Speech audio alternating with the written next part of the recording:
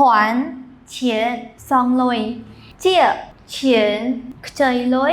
ជំរាបសួរនិងសួស្តីទៅកាន់បងប្អូនទាំងអស់គ្នាអញ្ចឹងចំពោះមេរៀនរបស់យើងថ្ងៃនេះផងដែរយើងរៀនតាក់ទងជាមួយនឹងពាក្យថាលុយអញ្ចឹងនៅក្នុងភាសាចិនលុយយើងអានថា錢ចំពោះភាសាអង់គ្លេស money អញ្ចឹងយើងចូលមកកាន់ពាក្យដំបូងគេរបស់យើងមកគឺស៊ូ錢ស៊ូ錢ប្រែថារាប់លុយចំពោះភាសាអង់គ្លេសគឺ count money 花钱花钱ប្រែថាចាយលុយ spend money 借钱借钱ខ្ចីលុយ borrow money 存钱存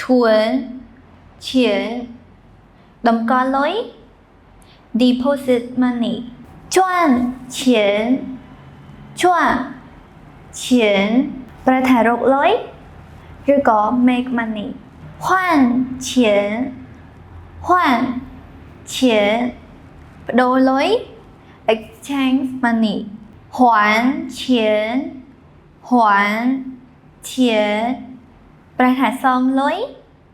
return money អញ្ចឹងចំពោះពាក្យថាប្ដូរលុយសំឡេងទី4換錢換錢ចំពោះសងលុយ還錢還សំឡេងទី2還錢សងលុយចំពោះពាក្យចុងក្រោយគេគឺ取錢取錢ប្រែថាដកប្រាក់ឬក៏ withdraw money អញ្ចឹងចំពោះថ្ងៃនេះផងដែរយើងមានពាក្យតាក់ទងទៅនឹងលុយចំនួនប៉ុណ្នេះសង្ឃឹមថាបងប្អូនទាំងអស់គ្នាអាចយកវាទៅប្រើប្រាស់សម្រាប់ការនិយាយឬក៏ការសន្ទនាប្រចាំថ្ងៃបាន